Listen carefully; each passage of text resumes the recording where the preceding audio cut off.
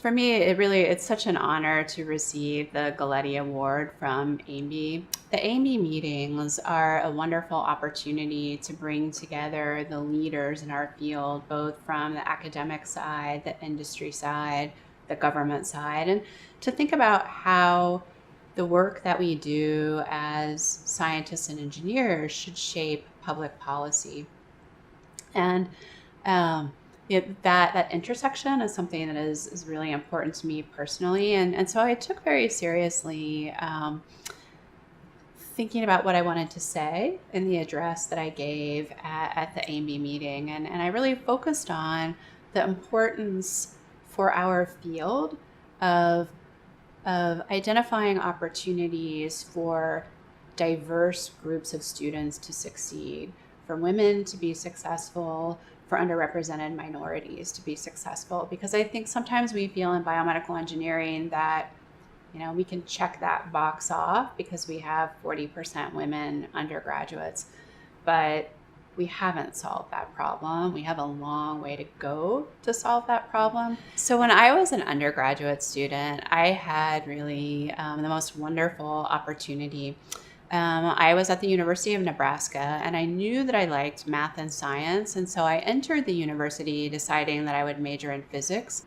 And my sophomore year, my boyfriend, who is now my husband, he told me that I should switch to mechanical engineering because engineers make more money, and it was easier to get a job with a bachelor's degree if you were an engineer. And I thought maybe he was right. So I made two appointments. I made an appointment to go see the associate dean in the School of Engineering, and I made an appointment to go see the chair of the physics department.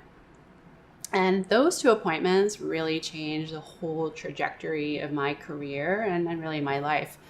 When I went to see the associate dean of engineering, the first question that he asked me was my GPA, and he said, I asked because women often find it difficult to succeed in engineering. And so, he really implied that maybe I didn't belong there. And I was happy to tell him that I had a 4.0 GPA. But then I went to see the chairman of the physics department.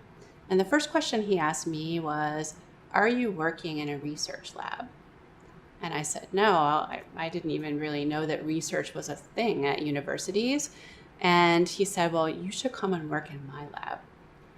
His name was Dave Selmeyer, and I am forever grateful to Dave for opening up an entire world to me that set me off on a path that I just love. I loved working in his lab, and I try and remember that when I'm working with undergraduate students today, that moments like that, they really can change the whole trajectory of someone's career.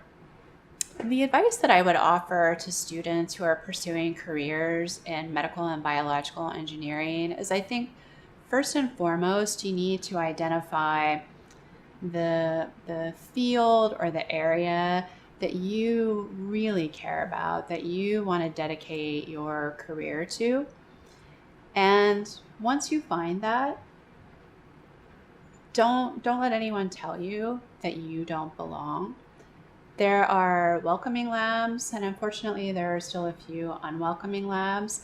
And if you find yourself in a situation like that, look for another opportunity.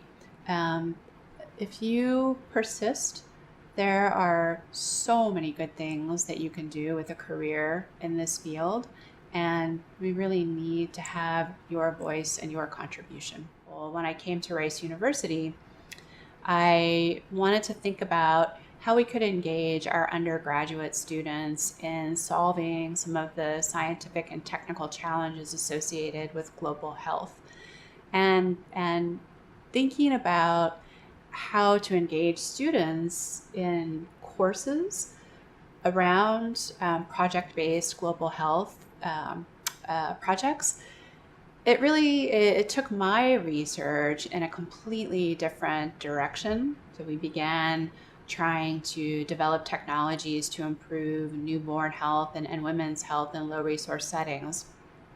And I began to appreciate much more how important it is for our community as scientists to be engaged in helping shape the public policy agenda, not just around global health, but also around domestic health. Because if we want the tools that we are developing in our labs to ever impact patients outside of our labs, we have to be part of that conversation. And we have to have a real seat at the table. And I think it's never been more important to have the voice of science and the voice of engineering represented in those conversations.